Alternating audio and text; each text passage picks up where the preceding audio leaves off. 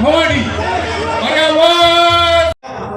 2 तारखेला आपल्याला निवडून द्यायचं आहे आणि भगवा फडकवायचा आहे. निवडून देणार फक्त संकल्प केलाय आपण, संकल्प केलाय ना. अरे बाबा ही मंजर पहिलीच निवडणूक आहे ना, मीच केली ना ती. पहिले ग्रामपंचायत होती आणि म्हणून मंचर ग्रामपंचायतीत शिवसेनेचे भाग होते. आता मंचर नगरपंचायतीमध्ये शिवसेनेसारखं वाघासारखं काम करायचं आहे आणि म्हणून मी या ठिकाणी आपल्याला भेटायला लावलंय. संकटात मदतीचा हात म्हणजे आपला दत्ताभाऊ झांजा आहे. कुठे संकट मोचन आणि ग्रामपंचायती काळात शिवसेनेचा आदर्श सरपंच म्हणून त्यांचं नाव लौकिक होतं. आता आपली लाडकी बहीण राजश्रीताई यांना विजयी करून मंचर मध्ये लाडक्या बहिणीचं राज्य आणायचं आपल्याला. लाडक्या बहिणी एवढ्या संख्येने, मोठ्या संख्येने आहेत की आपला विजय पक्का आहे ना. मी मुख्यमंत्री असताना अनेक योजना केल्या. त्या सगळ्यात फेवरेट आवडती योजना कुठली तर मुख्यमंत्री माझी लाडकी बहीण योजना. त्यात अनेक लोकांनी घोडा घालायचा प्रयत्न केला, बंद पाडायला प्रयत्न केला, पण त्यांची धोरणा बंद झाली आणि योजना सुरू झाली. आता मी सांगतो कुणी माईकाला आला तरी सुद्धा लाडकी बहीण योजना कधी बंद होणार नाही. आणि म्हणून लाडक्या बहिणींचं राज्य आणायचं आहे. असं करा मतदान की विरोधक होतील पंचर आणि शिवसेना जिंकेल मंचर.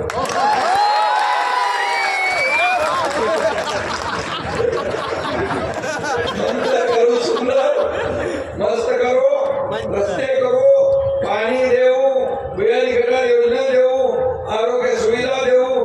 गटार योजना आहे, रस्ते आहेत, मैदान आहे, गार्डन आहे. गार्डनला 1 कोटी आले का? 1 कोटीचा मी आता आदेश काढला होता आणि उद्यानासाठी नमो गार्डन मध्ये.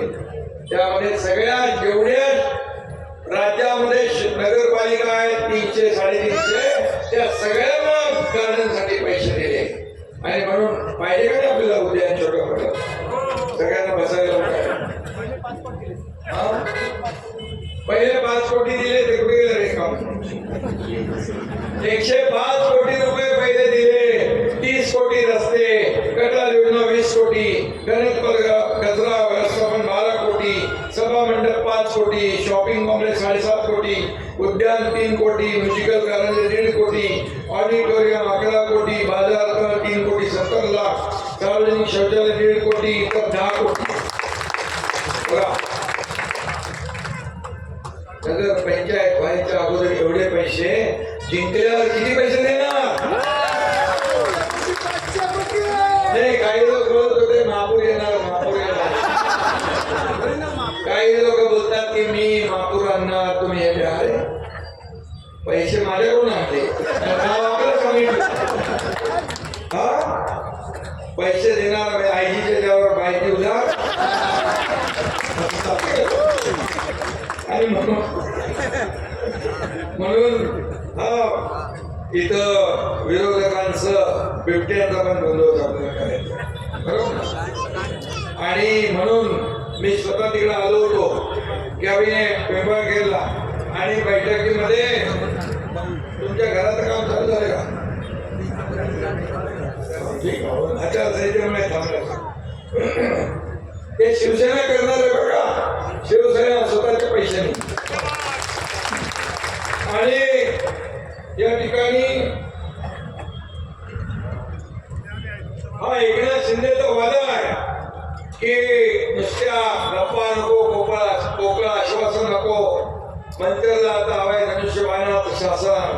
आणि म्हणून मी आपल्याला एवढंच सांगतो की त्या बिबट्यांचा पण आपल्याला बंदोबस्त आपण केला आहे आणि त्याला काय ते आपण म्हणतो वाढवले, पिंजरे रेस्क्यू सेंटर वाढवले, रेस्क्यूची गस्त वाढवते आपण. आणि नरभक्षक बिबट्या दिसला की त्याला डायरेक्ट गोळ्या घालण्याचा निर्णय घेतलेला आहे. अरे माणसापेक्षा बिबट्या महत्वाचं नाही, म्हणून माणूस महत्वाचा आहे. अरे माझ्या भावांच्या समोर जर त्याच्या मुलाला घेऊन ओढून घेऊन जात असेल, माझ्या बहिणीच्या मांडीवरचा छोटा बच्चा घेऊन जात असेल तर काय करायचंय आपल्याला? कसं बघणार हे? आणि म्हणून ही मोठी समस्या ती आपण सोडवणार म्हणजे सोडवणार आणि बिबट भयमुक्त या ठिकाणी पुन्हा सगळा एरिया करणार. त्यासाठी जे वाटेल ते आपल्याला करायला लागेल ते सगळं आपण करू. आणि म्हणून मी आपल्याला एवढं सांगतो, मला इथून फलटणला जायचं आहे. त्यामुळे सुजाताताई काजळे जुन्नरच्या नगराध्यक्षा त्याही उमेदवार आहेत जुन्नरच्या.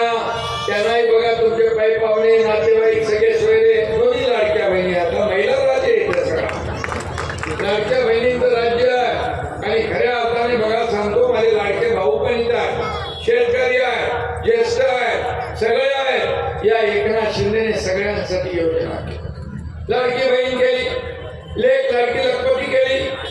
या ठिकाणी एसटी मध्ये 50% सवलत दिली. मुलींचं उच्च शिक्षण मोफत केले. एका मुलीने आत्महत्या केली, 50% फी सरकार भरत होतं. ती वेदना सहन झाली नाही म्हणून आपण 100% फी माफ करण्याचा निर्णय घेतला. तुम्हाला माहित आहे आपल्या सगळ्यांचं नाव समोर वडिलांचं नाव लिहिलं. आता आईचं पण नाव लिहिण्याचा निर्णय आपण ऐतिहासिक निर्णय घेतला. लाडक्या बहिणींसाठी खूप नियोजन, लाडक्या भावांसाठी देखील ज्या ज्या योजना केल्या, ज्या काही सुरू आहेत त्या सुरू राहतील. ज्याच्यामध्ये काय अडथळे आले असतील ते अडथळे देखील दूर केले जातील. हा शब्द मी या ठिकाणी आपल्याला द्यायला आलेलो आहे.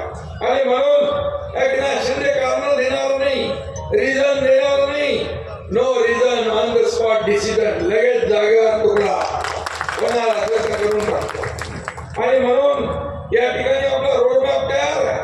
मंचरचं अतिशय चांगलं सुंदर शहर झालं पाहिजे, चांगल्या सोयी सुविधा मिळाल्या पाहिजे, अशा वाहतूक कोंडी दूर झाली पाहिजे. वाहतूक कोंडी पण आहे ना. आणि म्हणून या ठिकाणी मी आपल्याला एवढं सांगतो, आमच्या राजश्रीताई या मंचरच्या नगराध्यक्ष पदाच्या उमेदवार आणि सुजाताताई काजळे जुन्नरच्या. मी आपल्याला एवढं सांगतो, जे उमेदवार सगळे उभे आहेत त्यांच्या बरोबर या सगळ्यांनी एक मत स्वतःला मागायचंय, तर हे दुसरं मत नगराध्यक्ष पदासाठी मागायचंय. किती नंबरला आहे तुमचं?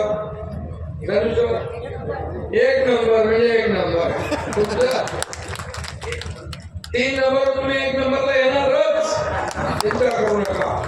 आणि म्हणून मी आपल्याला सांगतो की या ठिकाणी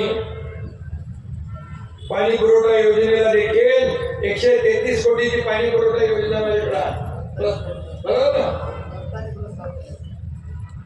तर त्याच्यामध्ये दत्तानीच प्रस्ताव पाठवला. तो मी नगर विकास खात्याचा मंत्री आहे, माझ्याकडेच आहे ते काम. मी तो मंजूर तात्काळ करून देईन. आपल्याला पाणी पुरवठ्यासाठी पैसे कमी पडणार नाहीत, हा शब्द मी आपल्याला देतो. आणि म्हणून 2 डिसेंबरला शिवसेनेचा हा बाण निघेल सुसाट आणि विरोधक होतील भुई सपाट. आणि सगळ्यांचं डिपॉझिट गुल झालं पाहिजे.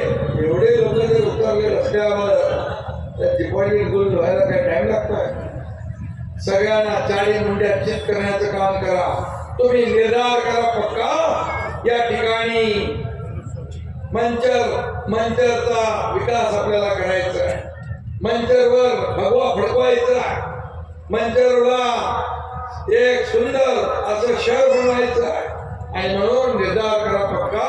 या ठिकाणी 40 मुंड्या चित विरोधकाला 40 मुंड्या चित करण्याचा. आणि मी एवढंच सांगतो, ज्याच्या मागे एवढ्या महिला त्याचा मतपेटीत नंबर पहिला येणार म्हणजे येणार. आणि मी मनापासून आपल्याला धन्यवाद देतो. अजून काय नाही. स्वर्गीय किशनराव भानखेडे यांना विनम्र अभिवादन करतो. आणि आज महात्मा ज्योतिबा फुले यांना देखील जयंती विनम्र अभिवादन करतो.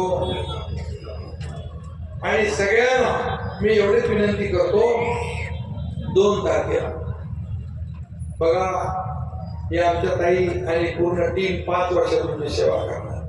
तुम्ही 1 दिवस फक्त काढा. तुमचं मतदान धनुष्यबाणासमोरच्या बटनाला करा. तुमच्या सगळ्या टीमला सांगा, तुमच्या नातेवाईकांना सांगा, तुमच्या पै पाहुण्यांना, सगळे सोयऱ्यांना, सगळ्यांना सांगा की यावेळेस धनुष्यबाणाशिवाय पर्याय नाही. धनुष्यबाण म्हणजे विकासाचा ध्यास. तुमचं एक मत इतिहास घडवणार, तुमचं एक मत परिवर्तन घडवणार, तुमचं एक मत विकासाला चालना देणार. आणि म्हणून दोघेही उभे आपले उभे आहेत, दोघं नवरा बायको, आणि दोघेही काम करणारे लोक आहेत. काम करणारी माणसं पाहिजे आपल्याला. आणि दत्ताने अगोदर काम केलेलं आपल्या समोर आहे. आणि आता महिला झालं ना, आता हे आरक्षण, त्यामुळे आता 50% आरक्षण महिलांचं झालेलं आहे. त्यामुळे आपला अधिकार आहे. माझ्या महिला कुठल्याही क्षेत्रात मागे नाही आहे. माझ्या महिला सगळ्या क्षेत्रात पुढे आहे. आणि म्हणूनच लाडकी बहीण योजना तुमच्या एकनाथ शिंदेने का केली मी सांगतो. मी पण गरिबी पाहिली आहे. एका शेतकरी कुटुंबात माझा जन्म झालाय. त्यावेळेस माझ्या आईची, पत्नीची तगमग पाहिली आहे, काट कसर मी पाहिली आहे, गरिबी मी पाहिली आहे, तिच्या डोळ्यातले अश्रू मी पाहिले. म्हणून मी जेव्हा मुख्यमंत्री झालो तेव्हा पहिला विचार केला, माझ्या माता भगिनींसाठी काहीतरी निर्णय घेतला पाहिजे. आणि त्यामधूनच या लाडक्या बहिणी योजनेचा जन्म झाला. आणि म्हणून माझी तुम्हाला विनंती आहे की यावेळेस धनुष्यबाणाशिवाय पर्याय नाही. धनुष्यबाण एकदा सुटला की सुटला. आणि म्हणून एकदा शब्द दिला की दिला.